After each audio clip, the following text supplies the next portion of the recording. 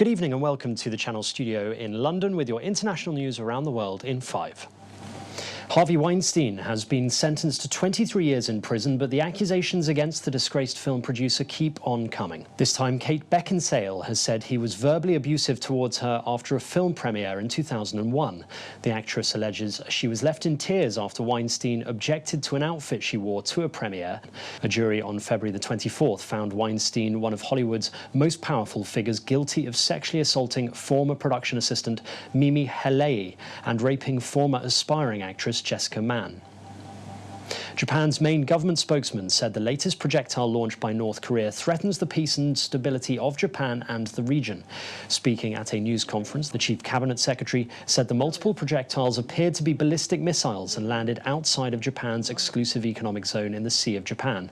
North Korea launched multiple short-range projectiles into the sea on Monday as part of an ongoing firing drill, a week after it resumed missile tests following a 3-month break. He added that Pyongyang's repeated ballistic missile launches are a serious issue for the international community.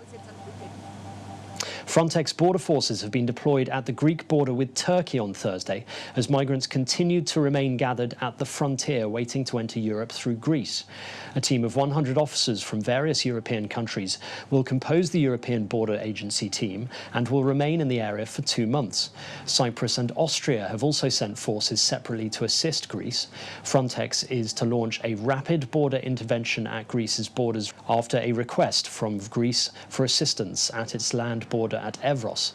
It had previously requested assistance at its sea borders after Ankara eased controls on migrants leaving Turkey.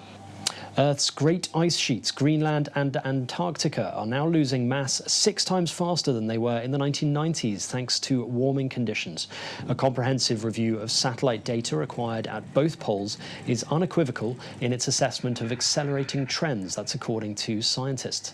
Between them, Greenland and Antarctica lost 6.4 trillion tons of ice in the period from 1992 to 2017. This was sufficient to push up global sea levels by 17.8 millimeters. The world-renowned chef and restaurateur Michel Roux has died at the age of 78. Famous for opening Le Gavroche in London with his brother Albert in 1967, the restaurant became the first in the UK to receive a Michelin star, and the French chef went on to win many awards and accolades throughout his career. He is widely regarded as one of the finest chefs to have cooked in the UK.